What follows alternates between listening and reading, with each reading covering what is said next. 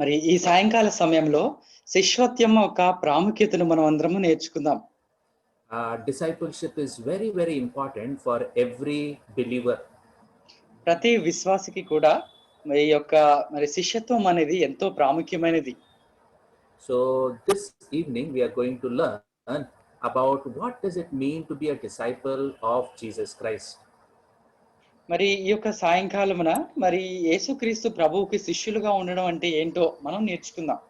We'll look at some Bible passages to see what we are learning this evening. మరి ఈ సాయంకాలం మనము ఏమైతే నేర్చుకోబోతున్నామో మరి పరిశుద్ధ గ్రంథంలో నుంచి కొన్ని వాక్య భాగాలు మనం చూసుకుందాం. The first thing that I'm going to talk to you about is Bible emphasizes over and over about discipleship. మరి మొదటిగా మనం చూసేది ఏమిటంటే పరిశుద్ధ గ్రంథము ఎప్పుడు మరి శిష్యత్వం గురించి చెప్తూనే ఉంటుంది. Right? The word Christian appears only 3 times in the Bible. మరి పరిశుద్ధ గ్రంథములో క్రైస్తవుడు అనే పదం కేవలం 3 సార్లు మాత్రమే కనిపిస్తుంది. But the word discipleship appears 269 times. కానీ శిష్యత్వము అనే మాట మాత్రము శిష్యులు అనే మాట 269 సార్లు మనకి పరిశుద్ధ గ్రంథంలో కనిపిస్తుంది. Right? That tells us how important is discipleship. మరి దీన్ని బట్టి ఈ యొక్క శిష్యత్వం అనేది ఎంత ప్రాముఖ్యమైందో మనం అర్థం చేసుకోగలం. In the book of Acts chapter 11 verse 26, అపోస్తల కార్యాలు 11వ అధ్యాయము 26వ వచనంలో it is the disciples who were called Christians. అయితే శిష్యులు మాత్రమే మొట్టమొదటిగా క్రైస్తవులని పిలువబడ్డారు. But in the world that you and I are living, the Christians are made disciples. అయితే మనము నివసించేటువంటి ప్రపంచంలో క్రైస్తవులని శిష్యులుగా చేస్తున్నారు. But in the Bible times, it was the disciples who were called Christians. అయితే మనం బైబిల్లో చూసినట్లయితే శిష్యులు మాత్రమే క్రైస్తవులని పిలువబడ్డారు. The word disciple comes from the Greek word mathetes. ఈ యొక్క మరి శిష్యుడు అనే మాటని గ్రీకులో మ్యాథెటీస్ అనే పదం నుంచి తీయబడింది. This comes from the root word mantheno, means to learn. మరి ఈ యొక్క పదము మంతెనో అనేటువంటి ఒక పదములో నుంచి తీయబడింది. Right? It also means a student. It also means an apprentice. మరి దీని యొక్క అర్థం ఏమిటి అంటే ఒక విద్యార్థి లేదా శిక్షణ పొందువాడు అని అర్థంగా ఉంటుంది. The whole purpose of discipleship is that the disciple will become like his teacher, like a photocopy of his teacher. ఈ యొక్క శిష్యత్వం యొక్క మరి ముఖ్యమైన ఉద్దేశం ఏంటో మీకు తెలుసా? మరి ఒక యజమానుని పోలికలో శిష్యుడు మారటమే దాని ప్రాముఖ్యమైన ఉద్దేశం. Right? And if you look at the ministry that Jesus did, యేసుక్రీస్తు ప్రభువారు చేసినటువంటి పరిచర్యను గనక మనం చూస్తే, before Jesus did any miracle, or before Jesus did his first or before Jesus preached his first sermon, the first thing that Jesus did in his ministry is that he chose his disciples. యేసుక్రీస్తు ప్రభువారు తన మొట్టమొదటి ప్రసంగము కానీ లేదా అద్భుత క్రియలు కానీ చేయకముందే ఆయన ముందుగా శిష్యులను ఎన్నుకున్నారు. And it is interesting, the last thing that Jesus did before he could go up to heaven is command his disciples to go and make disciples of all nations. మరి యేసుక్రీస్తు ప్రభువారు మరి తను ఆరోహణము అవ్వకమునుపు మరి చివరిగా ఆయన ఆజ్ఞాపించినది కూడా ఇదే, శిష్యులనుగా చేయడం. So first thing that Jesus did was discipleship. Last thing that he did was discipleship. And what did Jesus do in between? మరి యేసుక్రీస్తు ప్రభువారు మొట్టమొదటిగా శిష్యులను ఎన్నుకోవడం జరిగింది. మరి చివరిగా కూడా శిష్యులను చేయమని ఆజ్ఞ ఇవ్వడం జరిగింది. మరి ఈ రెండింటి మధ్యలో ఆయన ఏం చేశారు? Throughout his life, we see that he spent quality time with his disciples so that he will make them his disciples. మరి యేసుక్రీస్తు ప్రభువారు కూడా తన జీవితం అంతా కూడా మరి శిష్యులను చేయడానికి తన విలువైన సమయాన్ని ఉపయోగించుకున్నారు. Right? He spent his time, he spent everything possible, his the treasure and everything possible he spent with them so that he could make them true disciples. మరి యేసుక్రీస్తు ప్రభువారైతే తనకున్న సమయము గాని, తనకున్న సంపద, ధనము కానీ, తన దగ్గరున్న ప్రతీదీ కూడా మరి తన జీవితాన్నే ఆయన ఖర్చు చేసి శిష్యులను చేయడానికే ఉపయోగించుకున్నారు. Right? In Luke chapter 10, verses 1 to 1, we find that Jesus sent out 70 two by two so that they will go to different villages and preach the gospel. లూకా సువార్త 10వ అధ్యాయంలో మనం గమనించినట్లయితే 70 మంది శిష్యులను అనగా జతలు జతలుగా ఇద్దరిద్దరిని కూడా వారిని పంపిస్తూ వారిని సువార్త పరిచర్యకు పంపించారు. In Mark chapter 3, verses 14, we see Jesus selects those 12 disciples and calls them apostles that they might be with him and carry out the ministry. Mark సువార్త 3వ అధ్యాయం 14వ వచనాన్ని చూస్తే యేసుక్రీస్తు ప్రభువారు వారిని మరి ఈ శిష్యులను ఎన్నుకొని వారిని అపోస్తలులుగా పిలుస్తూ ఉన్నారు. Right? And we also see Jesus had one more. First we said 70, then we said 12. There was one more smaller circle that Jesus had in which he had 3 disciples, that is Peter, James and John. మరి లూకా 10:1లో 70 మంది శిష్యులు, mark 3:14లో 12 మందులు శిష్యులను ఎన్నుకోవడం మనం చూస్తున్నాము. అయితే యేసుక్రీస్తు ప్రభువారికి అతి సమీపంగా ఇంకొంతమంది శిష్యులు, 3 శిష్యులు ఉన్నారు. Peter, James and John. మరి వారెవరంటే పేతురు, యాకోబు, యోహాను. Right? Because Jesus believed in this, and please listen to this careful. Jesus believed more time with less people is equal to greater kingdom impact. మరి యేసుక్రీస్తు ప్రభువారు నమ్మింది ఏంటి అంటే తక్కువ మందితో ఎక్కువ సమయం గడపడం అనేది దేవుని రాజ్యానికి ఎంతో గొప్ప ప్రభావంగా ఉంటుందని ఆయన నమ్ముతూ ఉన్నారు. Look at what he believed. Let me repeat that once more. More time with less people is equal to greater kingdom impact. చూడండి, మరొకసారి చెప్తున్నాను, యేసుక్రీస్తు ప్రభువారు అన్నది ఏంటంటే ఎక్కువ సమయము తక్కువ మందితో అది దేవుని రాజ్యానికి ఎంతో గొప్ప ప్రభావము. What is that you and I believe? Many times you and I believe just the opposite. We believe more time with more people, and many times it is no impact at all. మరి మనం కూడా ఏమనుకునేదంటే చాలా సార్లు ఈ విధంగా అనుకుంటాం, ఎక్కువ మందితో మరి ఎక్కువ సమయాన్ని గడిపితే చాలా ప్రభావము లేదా చాలా పని చేయొచ్చు అని మనం అనుకుంటూ ఉంటాం. But let's follow what Jesus did. He spent quality time with few people and they turned the world upside down. మరి యేసుక్రీస్తు ప్రభువారు ఏదైతే చేశారో మనము కూడా ఆ విధంగానే మరి ఎంతో మరి మంచి విలువైన సమయాన్ని తక్కువ మందితో మరి గడపడం ద్వారా ఈ యొక్క భూమిని తలక్రిందులుగా చేసేటువంటి శిష్యులను ఆయన తయారు చేశారు. Look at quickly some examples from the Bible about the importance of discipleship. మరి త్వరగా మరి పరిశుద్ధ గ్రంథములో ఈ యొక్క శిష్యత్వం యొక్క ప్రాముఖ్యతను గురించిన వచనాలు మనం చూసుకుందాం. Right? We will look at Moses discipled Joshua. మరి మొట్టమొదటిగా చూసినట్లయితే మోషే యెహోషువను శిష్యునిగా చేశాడు. We see Elijah discipling Elisha. అటు తర్వాత ఏలియా ఎలీషాని శిష్యునిగా చేయడం మనం చూస్తూ ఉన్నాం. And we see Barnabas disciples Paul. అటు తర్వాత బర్నబా మరి పౌలును శిష్యుడిగా చేస్తూ ఉన్నాడు. And we see Paul discipling Timothy.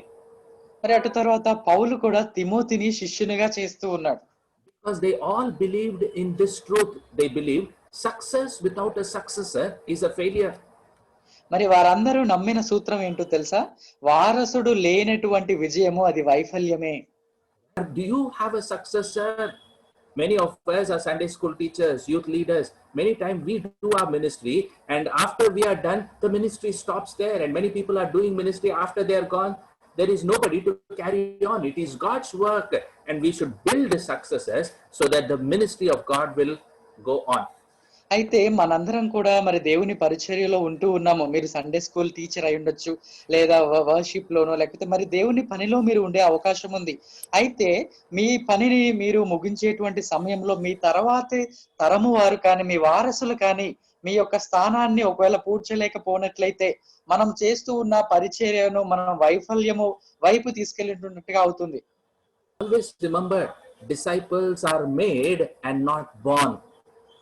మరి ఎప్పుడు కూడా మీరు జ్ఞాపకం చేసుకోండి, శిష్యులు ఎప్పుడు కూడా శిష్యులు పుట్టరు కానీ శిష్యులుగా చేయబడతారు. You and I should declare people are born again, but they have to be made disciples. It is a process. మరి నీవు నేను కూడా తిరిగి జన్మించిన విశ్వాసులంగా ఉన్నాము, కానీ మనము శిష్యులుగా చేయబడాలి. Right? You are born again in a moment. అయితే ఒక్క క్షణములోనే మీరు తిరిగి జన్మించారు.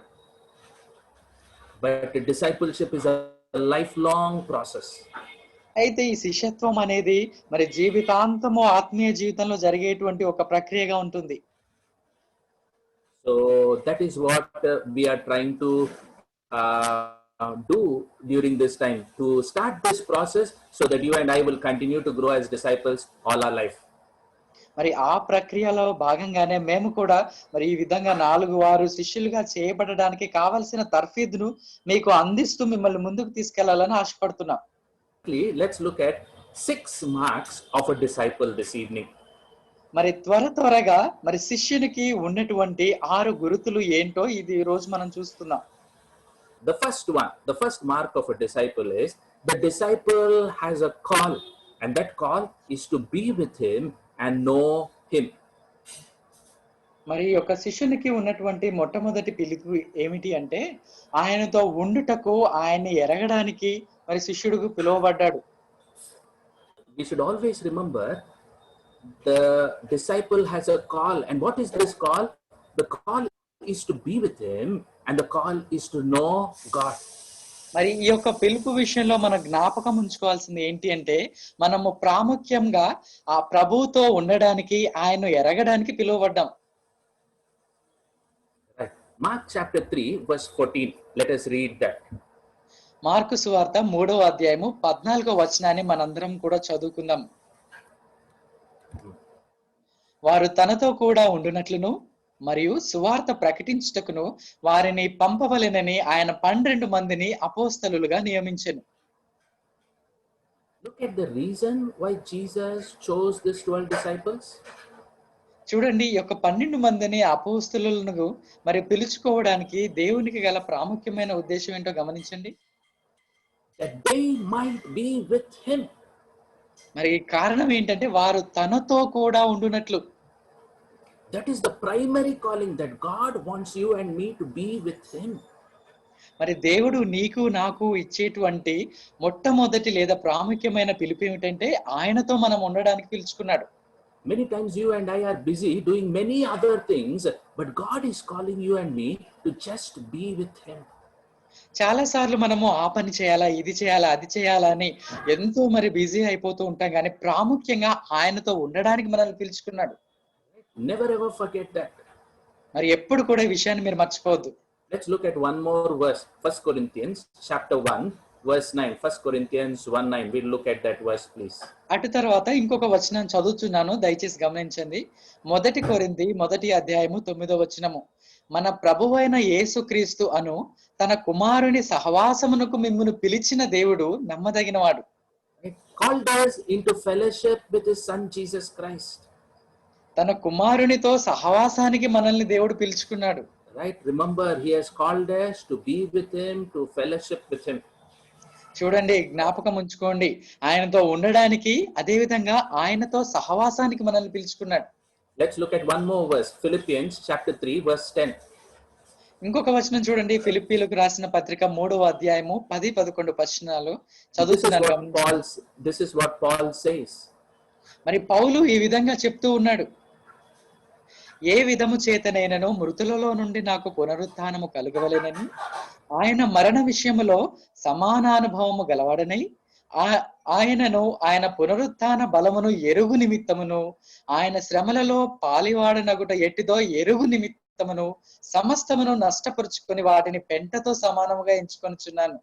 Look at Paul. Paul says, I want to know Christ.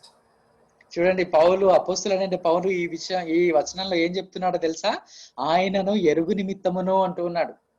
Nothing else. Paul's desire was to know this Christ. మరి పౌలు గారి యొక్క ముఖ్యమైన కోరిక ఏంటో తెలుసా? కేవలము క్రీస్తును తెలుసుకోవడము, ఎరగడమే. So the first mark of a disciple is, you and I should remember, the disciple has a call. The call is to be with him, and the call is to know him. ఒక శిష్యునిగా ఉన్నటువంటి మొట్టమొదటి గురుతు లేదా పిలుపు ఏంటో తెలుసా? ఆయనతో ఉండటము, ఆయన ఎరగడము. Let me also clarify something here. you see that many of the disciples were called by Jesus to follow him. అయితే ఇక్కడ మీకొక విషయాన్ని ఎంతో స్పష్టంగా చెప్పాలని ఆశపడుతున్నాను గమనించండి. యేసుక్రీస్తు ప్రభువారిని ఎంతో మందిని శిష్యులను అవ్వడానికి పిలుచుకున్నారు. కానీ Right? He personally called them. అయితే వ్యక్తిగతంగా ఆయన చాలా మందిని పిలిచారు. You may be saying, will Jesus personally come and call me? Yes, friends, Bible clearly tells us the Lord chose us. You and I did not choose him. The Lord chose us. చూడండి, మీరు అనుకుంటూ ఉండొచ్చు, అయ్యో యేసుక్రీస్తు ప్రభువారు ఒకప్పటిలాగా ఇప్పుడు కూడా నా దగ్గరికి వచ్చి నన్ను పిలవలేదు కదా అని అనుకోవచ్చు. కానీ వాక్యం ఏం చెప్తుందో తెలుసా? ప్రభువు నన్ను ఎన్నుకున్నాడు. నన్ను ఆ ప్రభువే ఎన్నుకున్నాడు. In John chapter 15, it says, you did not choose me, but I chose you. యోహాను సువార్త 15వ అధ్యాయము మరి 15వ వచనం ఏం చెప్తుందో తెలుసా? మీరు నన్ను ఏర్పరచుకోనలేదు, కానీ నేనే మిమ్మల్ని ఏర్పరచుకున్నాను అంటూ ఉన్నాడు. Right? The call is for every born again person to be his disciple. మరి ఈ శిష్యుడిగా అవ్వడానికి పిలుపు ఎవరికో తెలుసా? తిరుగు జన్మించిన ప్రతి విశ్వాసికి కూడా ఈ పిలుపు ఉంది. Right? And everybody is called to be his disciple.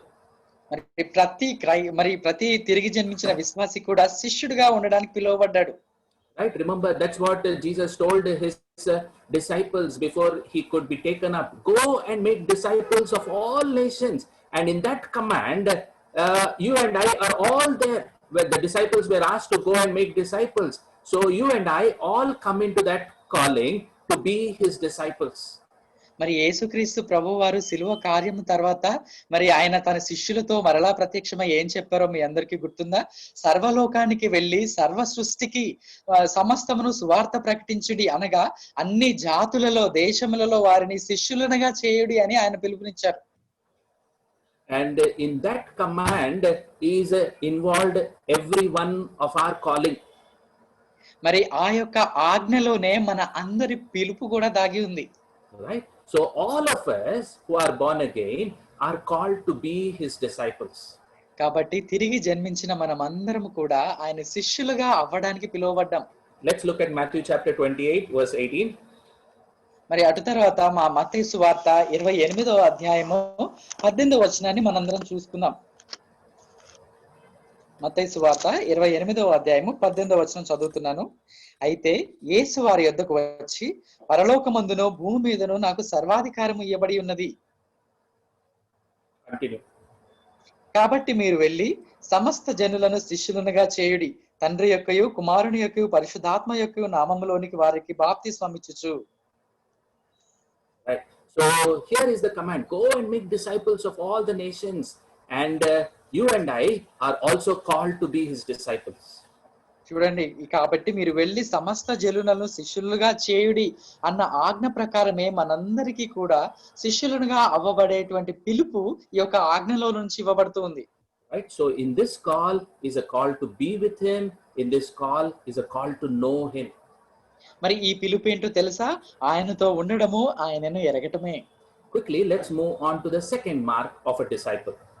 మరి శిష్యునికి కలిగిన రెండవ గుర్తు ఏంటో త్వరగా మనం చూసుకుందాం. Disciple has a goal. శిష్యునికి ఒక లక్ష్యం ఉంటుంది. And what is this goal? To enjoy him and to become like him. మరి ఈ యొక్క లక్ష్యం ఏంటో తెలుసా? ఆయన యందు ఆనందించి ఆయన వలె మారడం. Right? In Luke chapter 6 verse 40, this is what it says. లూకాసు వార్త 6వ అధ్యాయము 40వ వచనము ఈ విధంగా చెప్తూ ఉంది. శిష్యుడు తన బోధకుని కంటే అధికుడు కాడు, సిద్ధుడైన ప్రతివాడును తన బోధకుని వలె ఉండును. Right? We were talking about a photocopy. Disciple wants to become like his master. That is the goal of a disciple, to become like Jesus, to enjoy him and to become like him. అయితే ఇందాక మనం ఒక విషయం చూసుకున్నాం, మీ అందరికీ గుర్తుందా? యజమానుని వలె ఆ పోలికలోనికి మార్చబడమే శిష్యుని యొక్క ప్రధాన లక్ష్యము అన్నట్టుగా, మరి ఆయన యందు ఆనందిస్తూ ఆయన వలె మారడమే శిష్యునికి ఉన్న ప్రాముఖ్యమైన లక్ష్యం. In Acts chapter 4 verse 13, అపోస్తుల కార్యము 4వ అధ్యాయము 13వ వచనములో we see Peter and John who healed the lame man at the beautiful gate. When the lame man was healed, the people around there said, these men had been with Jesus.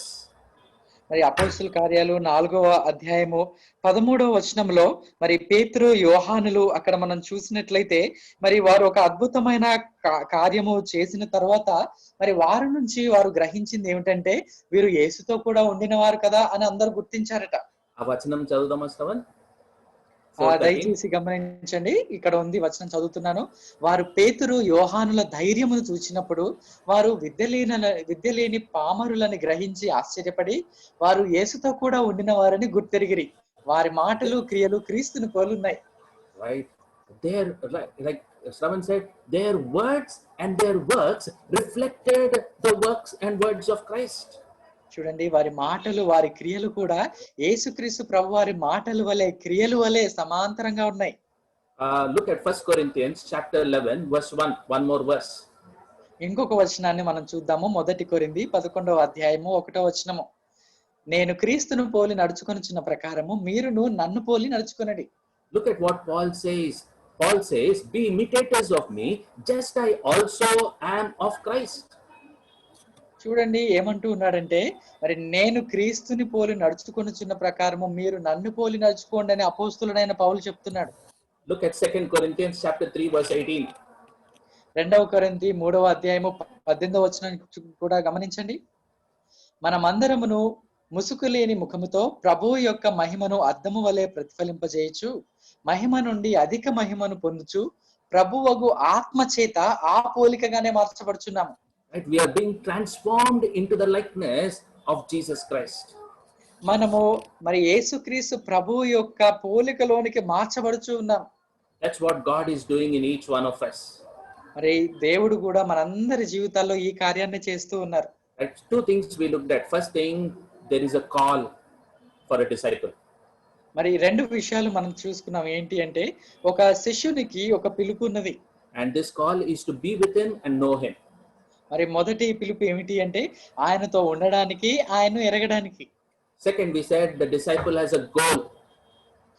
రెండవదిగా మనం ఏం చెప్పుకున్నాం అంటే శిష్యునికి ఒక లక్ష్యం ఉంది. To enjoy him and to become like him is the goal of a disciple. ఆయనను ఆనందించుట, ఆయన వలె మారడం అనేదే శిష్యునికి ఉన్న లక్ష్యం. Let's move on to the third mark of a disciple. ఒక శిష్యునికి ఉన్నటువంటి మూడవ గుర్తును ఇప్పుడేంటో చూద్దాం. The disciple has a cost to pay. అయితే శిష్యుడు కొంత వెలను చెల్లించాల్సి ఉంది. The cost is to forsake all. మరి ఈ వెల ఏంటో తెలుసా? తనకు కలిగి ఉన్న సమస్తమును విడిచిపెట్టడమే. Forsaking all is the integral part of discipleship. ఈ యొక్క శిష్యత్వంలో మరి సమస్తమును విడిచిపెట్టడము అనేది ఎంతో ప్రాముఖ్యమైన భాగంగా ఉంటుంది. Right, it is inbuilt in discipleship. You can't escape. మరి ఇది శిష్యత్వంలోనే ముడిపడి ఇమిడి ఉంది. దీన్ని మనం తప్పించుకోలేం.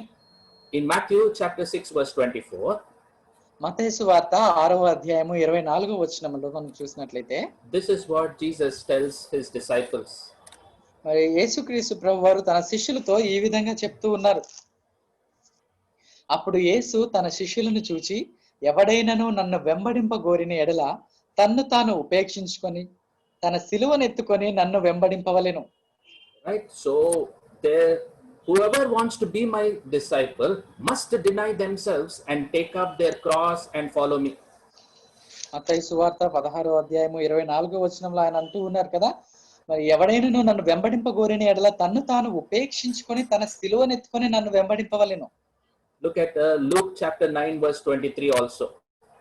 లూకాసు వార్త 9వ అధ్యాయము 23వ వచనాన్ని కూడా మనం చదువుకుందాం. మరియు ఆయన అందరితో ఇట్లా, నేను ఎవడైనను నన్ను వెంబడింపగోరిన ఎడల తన్ను తాను ఉపేక్షించుకొని ప్రతి దినము తన సిలువను ఎత్తుకొని నన్ను వెంబడింపవలెను. Right, so there are three things. There is a give up, there is a take up, there is a keep up. అయితే ఇక్కడ మూడు విషయాలు మనం గుర్తుపెట్టుకోవాలి. మూడు విషయాలు ఇక్కడ దాగి ఉన్నాయి. మొదటిగా వదిలిపెట్టడము, తర్వాత ఎత్తుకొనడము, అటు తర్వాత మోసుకోవడం లేదా మోసుకుంటూ ఆయనను వెంబడించడం. Give up, what do you give up? You give up your will.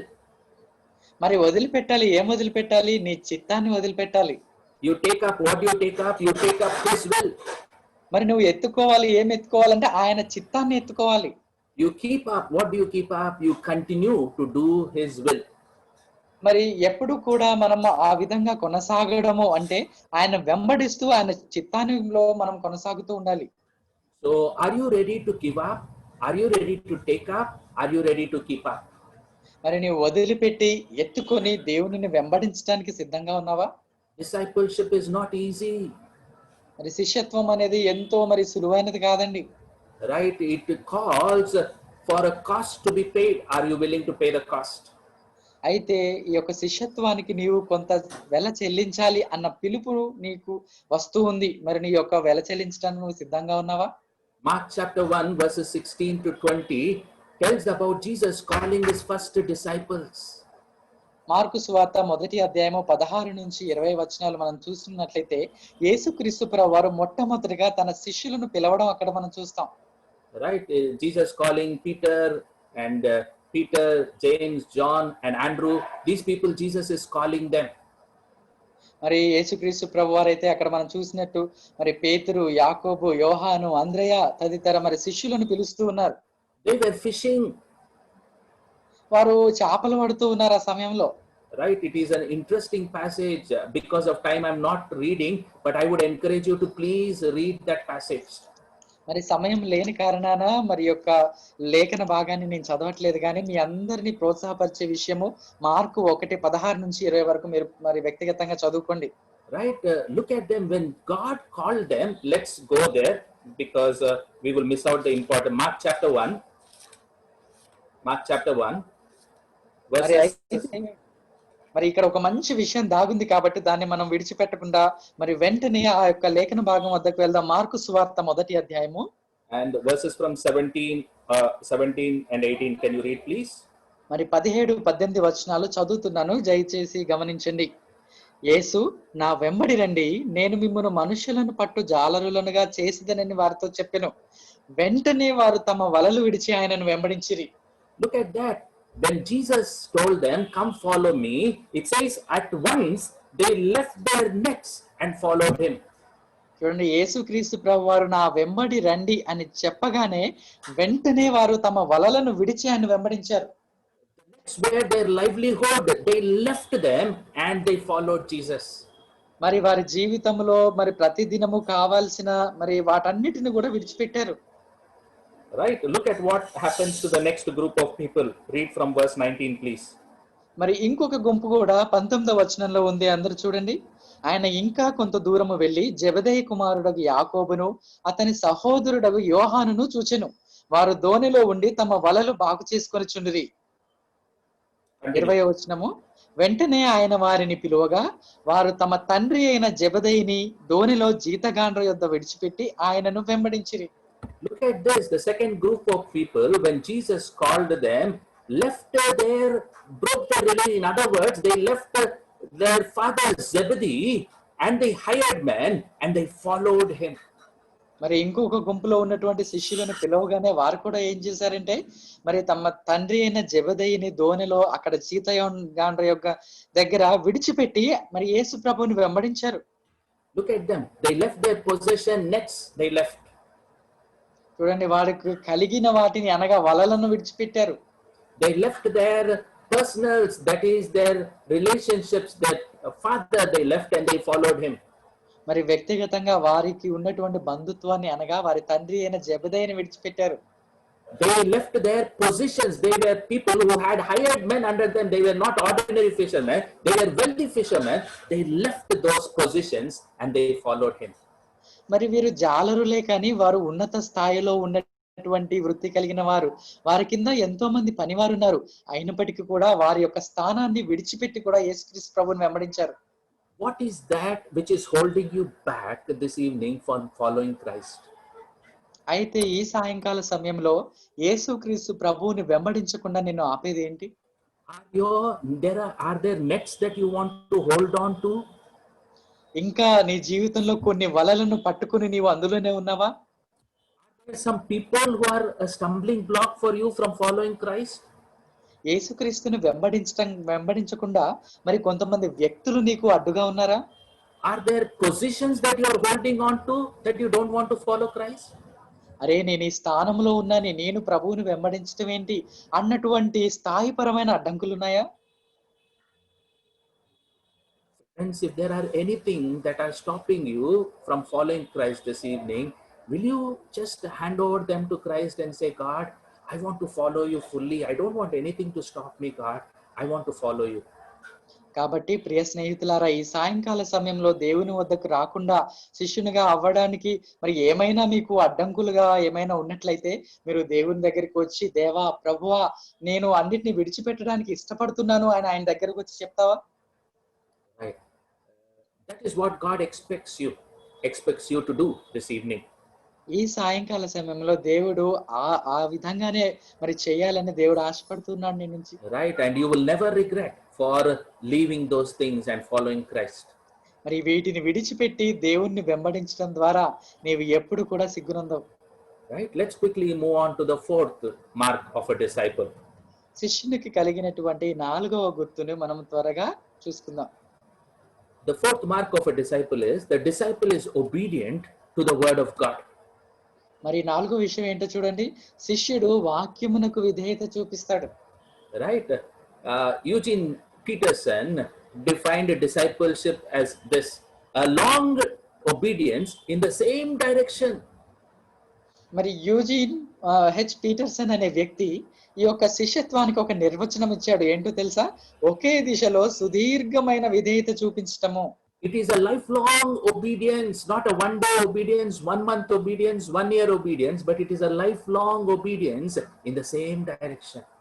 ఇది ఒక రోజు విధేయత, లేదా ఒక వారము, లేదా ఒక నెల రోజులు, ఒక సంవత్సరము కాదు కానీ జీవితాంతము మరి విధేయత చూపించటమే శిష్యత్వంగా ఉంటుంది. John chapter 8 verse 31 says like this. యోహాను సువార్త 8వ అధ్యాయము 31వ వచనం ఈ విధంగా చెప్తుంది. చదువుతున్నాను, గమనించండి. కాబట్టి యేసు తనను నమ్మిన యూదులతో, మీరు నా వాక్యమందు నిలిచిన వారైతే నిజముగా నాకు శిష్యులయుండి సత్యమును గ్రహించెదరు, అప్పుడు సత్యము మిమ్మును స్వతంత్రులుగా చేయునని చెప్పగా. Right, look at this. If you continue in my word, you truly are my disciples. ఇక్కడ మధ్యలో ఒక మాట మరి గమనించండి, ఇక్కడ హైలైట్ చేయబడలేదు కానీ, నా వాక్యమందు నిలిచిన వారైతే నిజముగా నాకు శిష్యులయుందురు. Right, that is important. You and I should continue in his word. అయితే నీవు నేను చేయవలసింది ఏంటో తెలుసా? ఆయన వాక్యమందు ప్రతి దినము కూడా నిలుస్తూ మనం ముందుకు వెళ్ళాలి. That is important. That is what is a mark of a disciple. మరి శిష్యునికి ఉన్నటువంటి ప్రాముఖ్యమైన ఒకానొక గుర్తుంది ఇది. Right, and you and I should obey God in every area of our life, not just in one area, but every area of our life. You and I have to obey God. మరి నీవు నేను మన యొక్క వ్యక్తిగత జీవితంలో మరి ప్రతి కోణములో కూడా మనం దేవునికి విధేయత చూపించే వారంగా ఉండాలి. Right? That's what he is calling you and me, to obey God at all times. మరి నీకు నాకు ఉన్నటువంటి ప్రాముఖ్యమైన పిలుపు ఇదే. మనం ప్రతి సమయంలో ప్రతి పరిస్థితిలో కూడా దేవునికి విధేయత చూపించాలి. Right? That is the call of discipleship. అది శిష్యుని యొక్క ప్రాముఖ్యమైన పిలుపు. Right? I think the importance of that word is clear to all of us. This is very clear, so I'm not dwelling much on that. మరి ఈ యొక్క పదము మరి అందరికీ అర్థమైంది అని నేను అనుకుంటూ ఉన్నాను. మరి ముఖ్యంగా మరి ఆ విషయాన్ని మరి తర్వాత చూసుకోవచ్చు. Right? Let's quickly go on to fifth one. మరి అటు తర్వాత 5వ సంగతిని మనం చూద్దాం. The fifth mark of a disciple is the disciple has new priority. మరి శిష్యునికి ఉన్నటువంటి 5వ గుర్తు ఏంటంటే అతనికి కొత్త ప్రాధాన్యతలు ఉంటాయి. Christ is top priority of the disciple. మరి యేసుక్రీస్తు ప్రభువారు మరి ఆయన మరి శిష్యునికి ఒక కొత్త ప్రాధాన్యత. Right? Look at a couple of passages. We'll see Luke chapter 10 verse 41 and 42. We read about the incident of Mary and Martha there.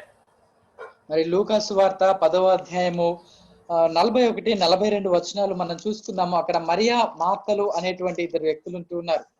Right? Martha is busy with various other things. Martha అయితే అనేకమైన పనులలో మరి ఎంతో మరి నిమగ్నమై ఉంది.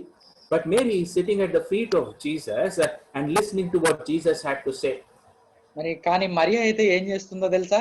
యేసుక్రీస్తు ప్రభువారి యొద్ద మరి పాదముల యొద్ద కూర్చొని ఆయన ఏం చెప్తారా అని వినడానికి సిద్ధంగా ఉంది. Martha comes and tells Jesus, ask Mary to come and help me. మరి మార్త మరి పని చేస్తున్న వ్యక్తి మధ్యలో నుంచి వచ్చి యేసు ప్రభువుకి ఈ విధంగా చెప్తుంది, మరియకు నాకు సహాయం చేయమని చెప్పండి అనేసి అంటుంది. Look at what Jesus tells her. Let's read that 10th chapter, verse 41 and 42. మరి లూకా సువార్త 10వ అధ్యాయము 41, 42 వచనాలు చదువుతున్నాను, దయచేసి గమనించండి. అందుకు ప్రభు, మార్తా మార్తా, నీవు అనేకమైన పనులను గూర్చి విచారము కలిగి తొందరపడుచున్నావు గాని అవసరమైనది ఒక్కటే. మరియా ఉత్తమమైన దానిని ఏర్పరచుకొనెను, అది ఆమె యొద్ద నుండి తీసివేయబడదని ఆమెతో చెప్పెను. One thing is important. అవసరమైనది ఒక్కటే.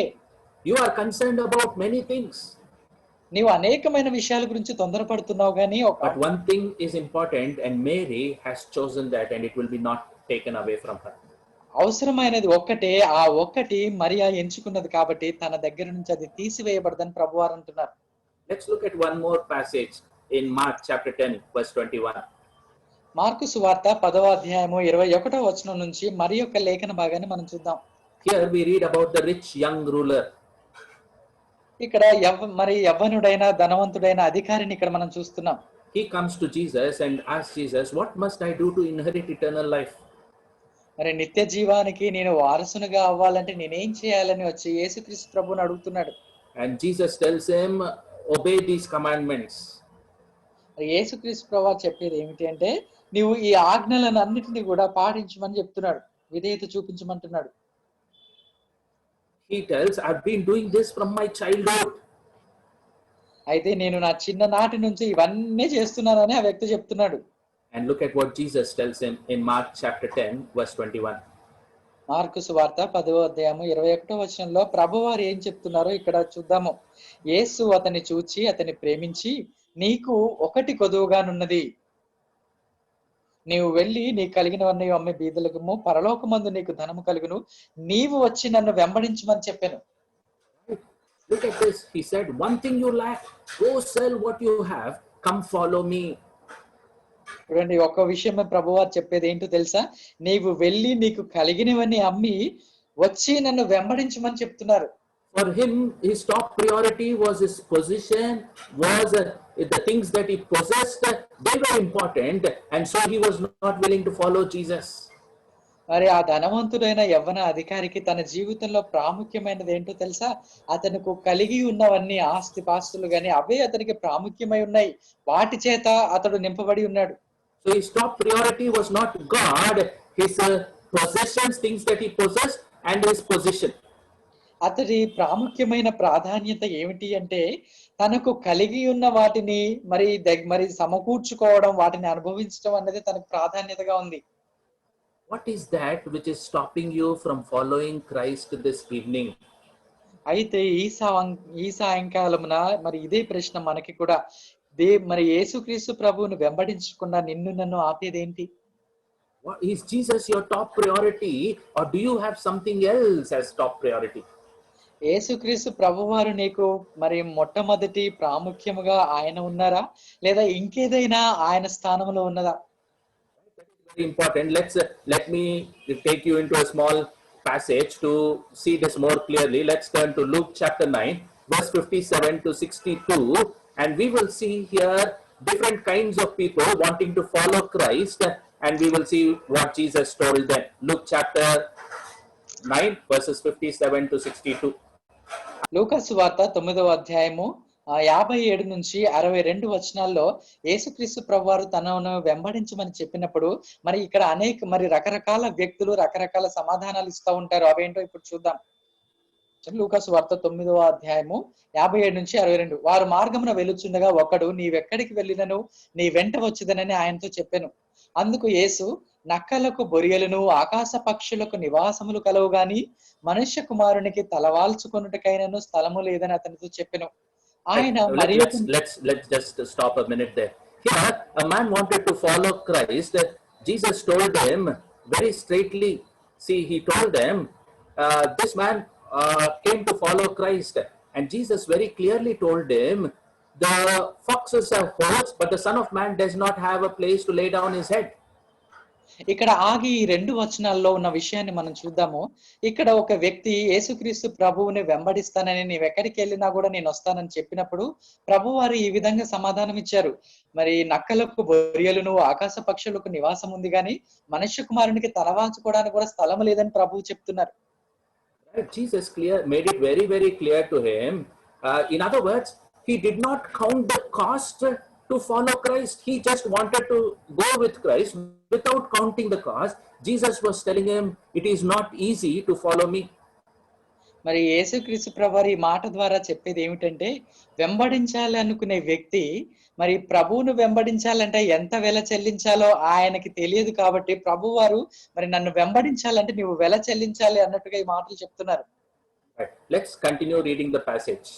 మరి మిగిలిన వచనాలు మనం చదువుతూ ఉందాము, దయచేసి గమనించండి నాతో పాటు. ఆయన మరి ఒకనితో నా వెంట రమ్మని చెప్పెను. అతడు నేను వెళ్ళి మొదట నా తండ్రిని పాతిపెట్టి వచ్చుటకు సెలవిమ్మని మనవి చేసెను.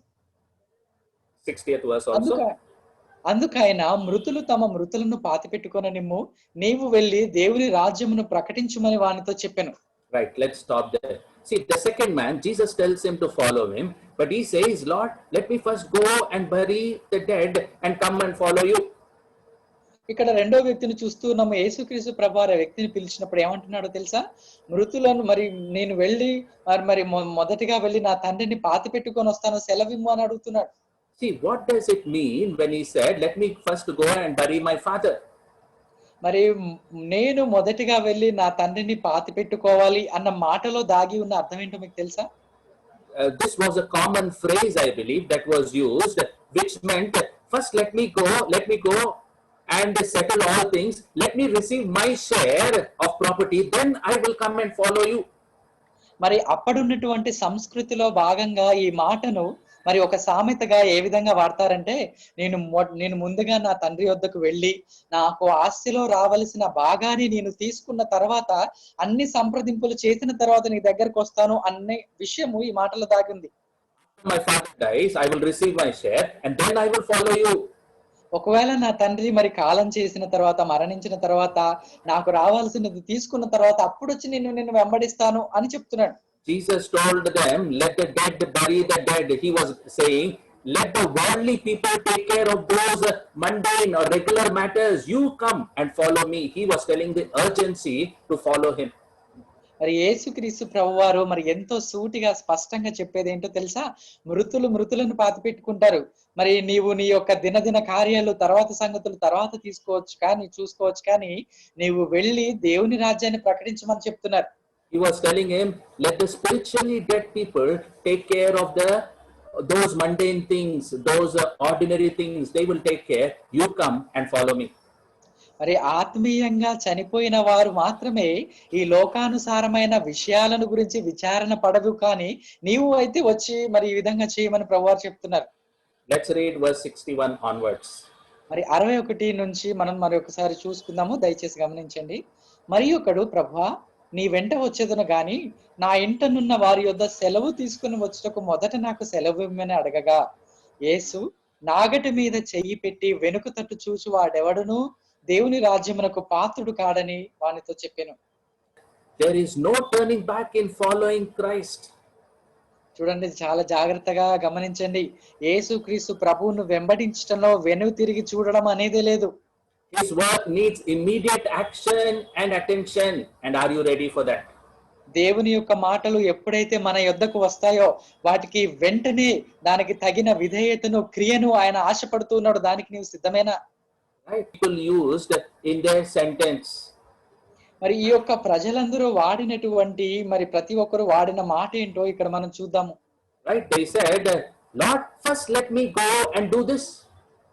వారందరూ కూడా మరి సాధారణంగా చెప్పింది ఏమిటి అంటే, మొదట నేను వెళ్ళి నన్ను ఇది చెయ్యనివ్వు అనేసి అంటున్నారు. They said, first let me go and do this first. మరి మొదటిగా నన్ను ఇది చెయ్యనియని అన్నారు అందరూ కూడా. Friends, if Jesus is not your first, then he has no place in your life. ప్రియ స్నేహితులారా గమనించండి, ఒకవేళ యేసుక్రీస్తు ప్రభువారు నీ జీవితంలో మొదటి స్థానము లేకపోతే ఆయనకి స్థానము లేనట్టే. Right? Are you willing to give Jesus the first place in your life, the most important, prominent, top priority in your life. మరి నీ జీవితంలో అన్నిటికంటే విలువైనదిగా ప్రాముఖ్యమైనదిగా మరి విషయముగా నీ జీవితంలో యేసుక్రీస్తు ప్రభువుకి మొదటి స్థానాన్ని ఇస్తావా? Right, that is very, very important. Let's look at some more verses. Mark chapter 10, verse 37 to 39. మరికొద్ది వచనాలు Matthew chapter 10, verse 37 to 39. మరికొద్ది వచనాలు మీరు జాగ్రత్తగా మరి ఆలోచించి నాతో పాటు గమనించండి. మత్తయి సువార్త 10వ అధ్యాయము 37 నుంచి 39 వచనాలు. తండ్రినైనను తల్లినైనను నాకంటే ఎక్కువగా ప్రేమించువాడు నాకు పాత్రుడు కాడు. కుమారునినైనను కుమార్తెనైనను నాకంటే ఎక్కువగా ప్రేమించువాడు నాకు పాత్రుడు కాడు. తన సిలువను ఎత్తుకొని నన్ను వెంబడింపని వాడు నాకు పాత్రుడు కాడు. తన ప్రాణము దక్కించుకొని వాడు దాన్ని పోగొట్టుకొనును, కానీ నా నిమిత్తము తన ప్రాణమును పోగొట్టుకుని వాడు దాన్ని దక్కించుకొనును. Right, we will read one more verse, Luke chapter 14, verse 26. మరి ఒక వచనము లూకాసు వార్త 14వ అధ్యాయము 26వ వచనాన్ని కూడా మనం చదువుకుందాం. ఎవడైనను నా యొద్దకు వచ్చి తన తండ్రిని, తన తల్లిని, భార్యను, పిల్లలను, అన్నదమ్ములను, అక్క చెల్లెలను, తన ప్రాణమును సహా ద్వేషింపకుంటే వాడు నా శిష్యుడు కానేరడు. What is Jesus trying to tell here? ఈ వచనాలన్నిటిలో కూడా యేసుక్రీస్తు ప్రభువారు ఏం చెప్పాలని ఆశపడుతున్నారు? Is he telling us to hate our parents and our brothers and sisters? మన తల్లిదండ్రులను, మన యొక్క తమ్ముళ్లను, అక్క చెల్లెండ్లను, మన సహోదరులను ద్వేషించమని చెప్తున్నారా? Friends, no. What he is trying to tell us here is, compared to our love for Christ, all other love should be like hatred. కాబట్టి స్నేహితులారా, ప్రభు ఆ విషయం చెప్పట్లేదండి. యేసుక్రీస్తు ప్రభువుపై నీకున్న ప్రేమతో పోలిస్తే మరి నీ వారిపై ఉన్న ప్రేమ అది ఒక అసహ్యముగా కనిపిస్తూ ఉంది. You may ask me, do you love your wife? You may ask me, do you love your wife? I would say yes. And you will ask me, do you love your cell phone? I would say, compared to my love for my wife, my love towards my cell phone is hatred. ఈ విషయాన్ని గమనించండి. ఒకవేళ అన్నని మనం ఈ విధంగా ప్రశ్నించాము అనుకుందాము, అన్న మరి నీకు మరి నీ భార్య అంటే ఎక్కువ ఇష్టమా, నీ సెల్ ఫోన్ నీ భార్య అంటే ఇష్టమా అంటే, అవును నేను నా భార్యను ప్రేమిస్తున్నానని చెప్తారు. నీకు సెల్ ఫోన్ అంటే ప్రేమనా అంటే, నా సెల్ ఫోన్ కూడా నాకు ఇష్టమని అంటారు. కానీ నా భార్య మీద ఉన్న ప్రేమతో పోలిస్తే సెల్ ఫోన్ మీద ఉన్న ప్రేమ ఒక అసహ్యముగా కనిపిస్తుంది. Your love for God should be more than any other love. మరి దేవునిపై నీకు ఉన్న ప్రేమ మరి ఏ ప్రేమకు కంటే కూడా ఎంతో ఎక్కువగా ఉండాలి. Right, that is what God is asking us. Compared to your love for God, all other love should be like hatred. మరి దేవుడు కూడా మనల్ని అడిగేది ఇదే. మరి దేవుని పైన ఉన్న ప్రేమతో పోలిస్తే మనకు ఉన్న వేరే ప్రేమలన్నీ కూడా మరి అసహ్యము అన్నట్లుగా కనిపిస్తాయి. That is very, very important. To love God more than anything else is important. మరి దేవునినే మరి సమస్తము కంటే ఎక్కువగా ప్రేమించడం అనేది చాలా ప్రాముఖ్యమైనది. Right, let's quickly go to the last point that I have for you this evening. మరి ఈ సాయంకాలము మీ ముందు ఉంచాలని అనుకుంటున్న చివరి అంశాన్ని మీ ముందు ఉంచుతాను. The sixth mark of a disciple is the disciple will bear fruit. శిష్యునికి ఉన్నటువంటి 6వ గుర్తు ఏమిటి అంటే, అతడు ఫలములను ఫలిస్తాడు. Fruit bearing is the byproduct of being a disciple of Jesus Christ. యేసుక్రీస్తు ప్రభువునకు శిష్యుడుగా ఉండడం ద్వారా మరి మనకు కలిగే ఉత్పత్తి లేదా ఉపఫలం ఏమిటి అంటే ఫలించడం. Look at John chapter 15 verse 5. యోహాను సువార్త 15వ అధ్యాయము 5వ వచనం ఏం చెప్తుందో చూడండి. యోహాను సువార్త 15వ అధ్యాయము 5వ వచనము, ద్రాక్షవల్లిని నేను, తీగలు మీరు. ఎవడు నా యందు నిలిచియుండునో, నేను ఎవని యందు నిలిచియుండునో వాడు బహుగా ఫలించును. నాకు వేరుగా ఉండి మీరేమీ చేయలేరు. Look at this. This is very, very important. If you remain in me and I remain in you, you will bear much fruit. Apart from me, you can do nothing. చూడండి, 5వ వచనంలో గమనిస్తూ ఉన్నప్పుడు, నా యందు నీవు నిలిచి ఉంటే, నేను నీ యందు నిలిచి ఉన్నట్లయితే వాడు బహుగా ఫలిస్తాడు, కానీ నాకు వేరుగా ఉంటే మీరేం ఫలించలేరని ప్రభువు చెప్తున్నారు. From Christ, you and I can do nothing. మరి క్రీస్తుకు మించి, క్రీస్తుకు వేరుగా మనం ఏమి చేయలేం. Right? We can't produce the fruit of the Spirit, love, joy, peace, long suffering. these things will not be seen in us if you and I are not abiding in Christ. ఒకవేళ యేసుక్రీస్తు ప్రభువులో మనము నిలిచి ఉండకపోతే ఈ యొక్క ప్రేమ, సంతోషము, సమాధానము, దీర్ఘశాంతము అన్నటువంటి ఏ ఫలములను కూడా మనం ఫలించలేం. Right? You and I cannot impact people for Christ. మరి యేసుక్రీస్తు ప్రభువు కొరకు మనము ఏ ఒక్క మరి వ్యక్తిని కూడా ప్రభావితం చేయలేము ఆయనకి దూరంగా ఉంటే. You and I can't live the life that Christ is calling us for. మరి ప్రభువారు మరి ఏ పిలుపు కొరకు, ఏ జీవితాన్ని కొరకైతే మనల్ని పిలుచుకున్నాడో అటువంటి జీవితాన్ని మనం జీవించలేము ఆయనలో నిలిచి ఉండకుండా. Right? Let's look at John chapter 15 verse 8. Look at what it says here. మరి యోహాను సువార్త 15వ అధ్యాయం 8వ వచనం ఏం చెప్తుందో మనందరం గమనించుదాము. మీరు బహుగా ఫలించుట వలన నా తండ్రి మహిమపరచబడును, ఎందువలన మీరు నా శిష్యులగుదురు. Look at this. This is to my Father's glory that you bear much fruit. When you and I abide in Christ, God will help us to bear fruit, and this will glorify God the Father. చూడండి, నీవు నేను ఎప్పుడైతే మరి ప్రభువులో మనము నిలిచి ఉండడం చేత అది తండ్రికి మహిమను తీసుకురాబడుతుంది. And quickly, what are these fruits that we are talking about? మరి ఈ ఫలములు ఏంటి మరి త్వరగా మనం చూసుకుందామా? Right, we already spoke about it in Galatians chapter 5 verse 22. It talks about love, joy, peace, patience, kindness. All these fruit will be seen in you and me. మరి ఇప్పటికే మనం గలతీ రాసిన పత్రిక 5వ అధ్యాయం 22వ వచనంలో చెప్పినట్టుగా ఈ యొక్క ఆత్మ ఫలాలను మనం ఫలించే వారంగా ప్రేమ, సంతోషము, సమాధానము, దీర్ఘశాంతము ఈ ఫలములని ఫలించే వారంగా ఉంటాం. Right, and it also in John chapter 15 verse 16, it also talks about fruit bearing as you influencing others for Christ. మరి యోహాను సువార్త 15వ అధ్యాయము 16వ వచనంలో ఇంకొక ఫలమును గురించి రాయబడుతుంది. ఇదేంటంటే క్రీస్తు కొరకు ఇతరుల జీవితాలను ప్రభావితం చేయడం ద్వారా వచ్చే ఫలము.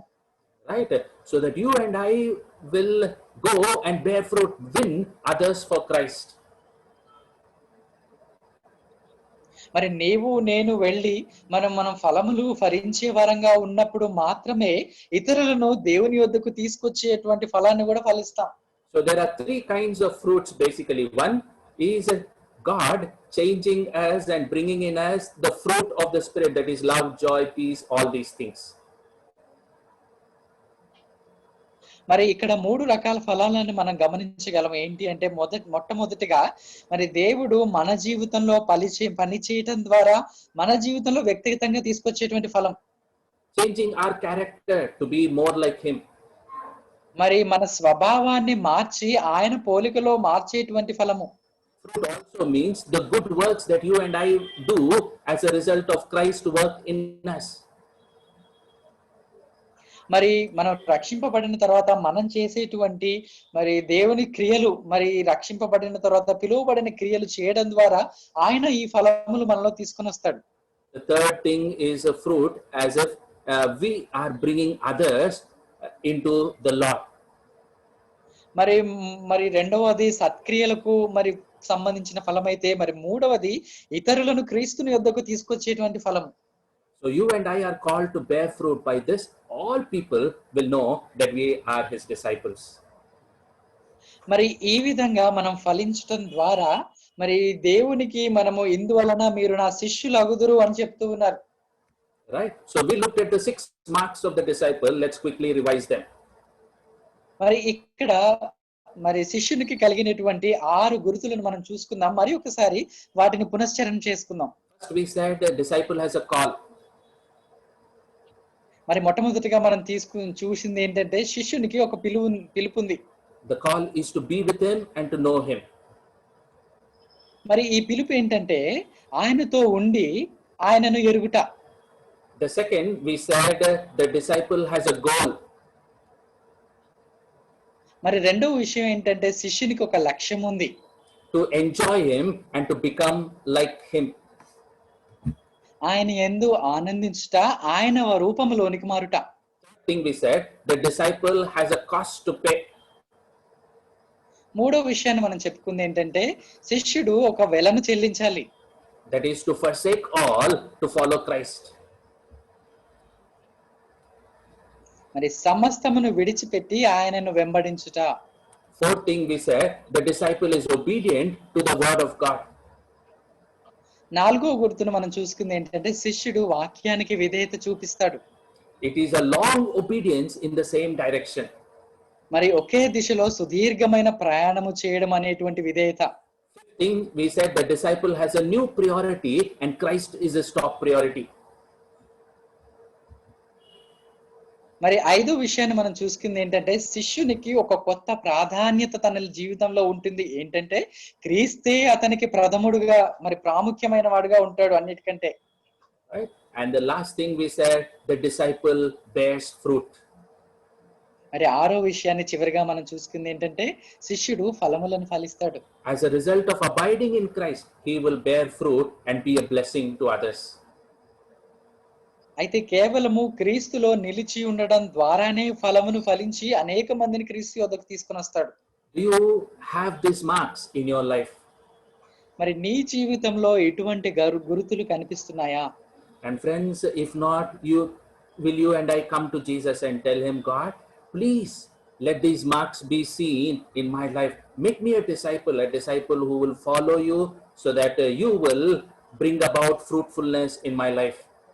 ఒకవేళ ఈ గుర్తులు నీ జీవితంలో నా ప్రియ తమ్ముడు చెల్లి కనిపించకపోయినట్లయితే ఈ దినమే ఈ సమయంలోనే దేవుని వద్దకు వచ్చి, దేవా నాయనా నేను నిన్ను వెంబడించడానికి సహాయం చేయండి, నీ కొరకు నేను ఫలించడానికి, తద్వారా అనేకులను నీ వద్దకు తీసుకురావడానికి నాయనా నన్ను శిష్యునిగా మార్చమని అడుగుదామా? Right? Quickly, I'm going to my last slide, and please examine yourself whether you have these three people in your life. మరి మరి త్వరగా ఈ యొక్క చివరి మరి విషయాన్ని మనము చూసుకుందాము. ఈ యొక్క మూడు సంగతులు నీ జీవితంలో నా జీవితంలో ఉన్నాయా లేదా అని పరీక్షించుకుందాం. Are there these three people in your life and my life? మరి నీ జీవితంలో నా జీవితంలో ఈ ముగ్గురు వ్యక్తులు ఉన్నారా లేదా? Is there a Paul in your life? నీ జీవితంలో పౌలు ఉన్నాడా?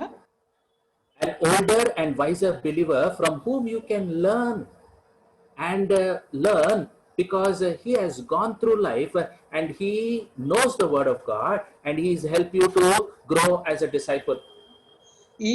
నీ జీవితంలో ఈ పౌలుగా మాదిరిగా ఉన్న మరి పెద్దవాడు, మరి మరి తను ఎంతో ఆత్మీయంగా ఎదిగినటువంటి వ్యక్తి, జ్ఞానము కలిగిన విశ్వాసి, తన జీవితంలో అనేకమైన ప్రయత్నాలు చేసి మరి పరిచర్యను చేసి దేవుని వాక్య జ్ఞానాన్ని క్రియాపూర్వకంగా అనుభవించిన వ్యక్తి నీ జీవితంలో ఉన్నాడా?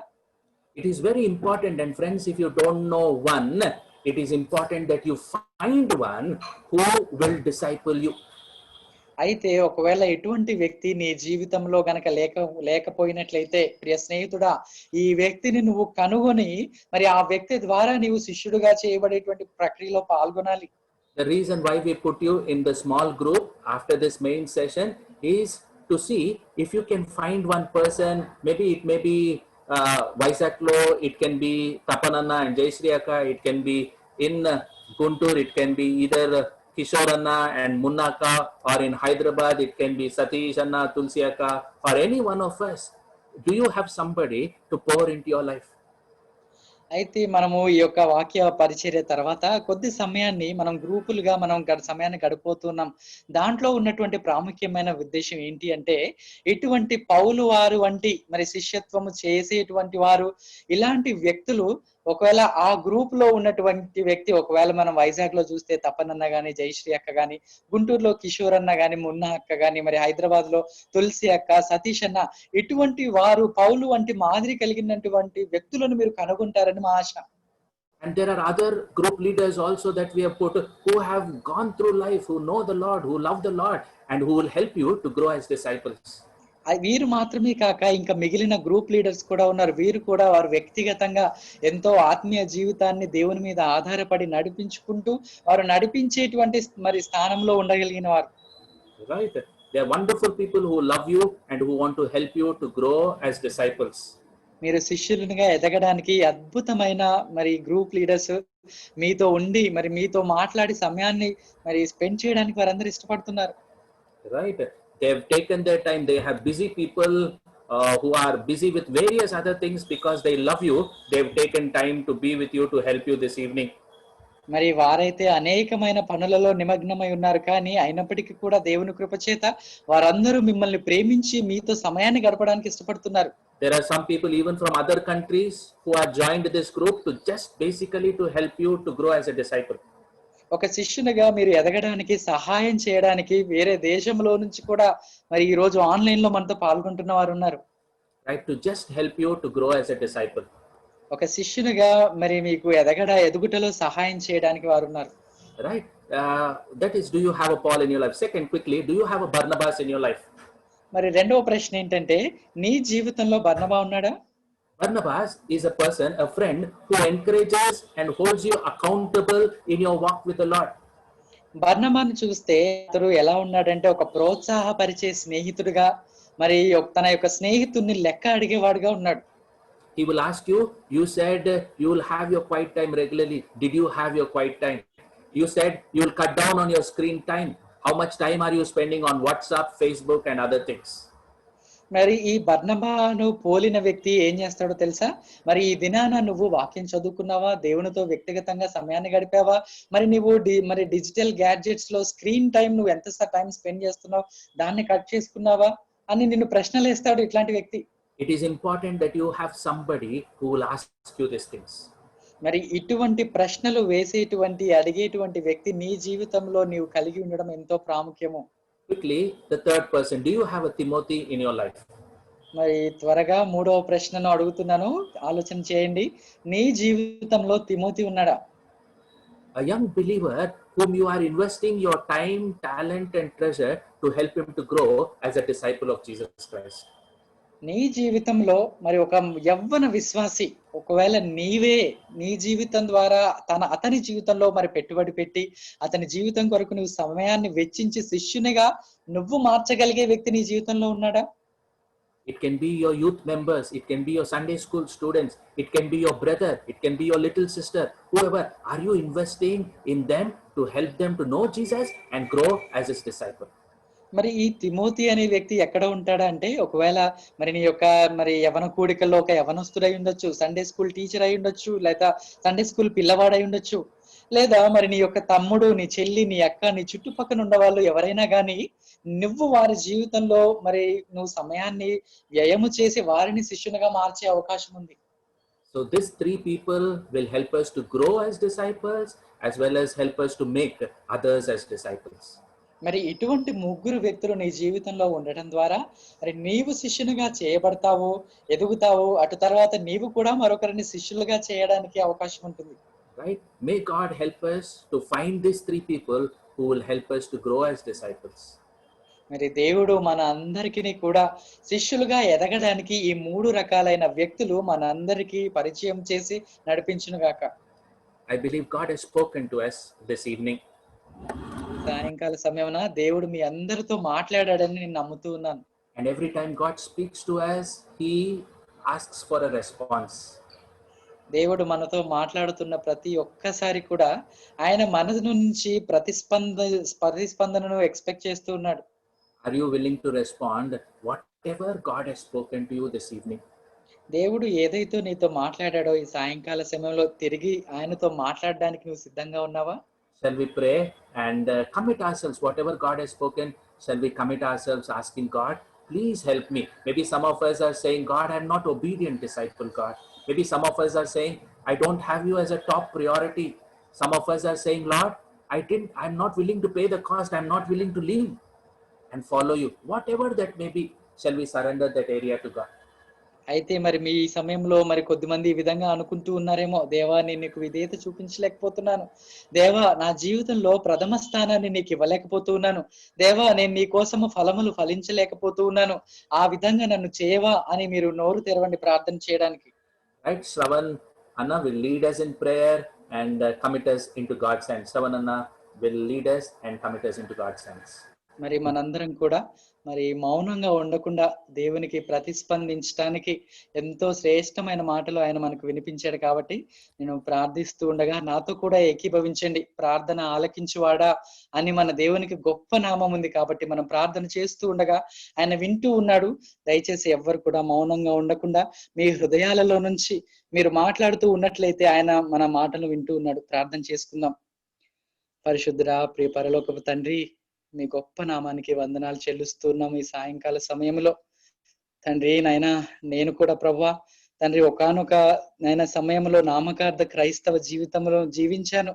ఏదో చిన్నప్పటి నుంచి క్రైస్తవుడుగా అని అనుకున్నాను గాని ప్రభువా నాయనా, నా 2011 సంవత్సరము తండ్రి నాయనా, ఆ సమయం వరకు కూడా ప్రభా వ్యక్తిగతంగా నేను నిన్ను ఎరగలేదు. ఒకవేళ ప్రభా నా ప్రియ తమ్ముడు, నా చెల్లి, మా సహోదరులు ఎవరైనా గాని ఇంకా నామకార్థంగా ఉన్నట్లయితే ప్రభా నాయనా, మీరు మమ్మల్ని ఈ సాయంకాల సమయంలో మా హృదయం అనే తలుపుని మీరు తడుతున్నారు తండ్రి నాయన. మీ శిష్యులుగా నాయన అవ్వాలని మీరు ఆశపడుతున్నారు తండ్రి నాయన.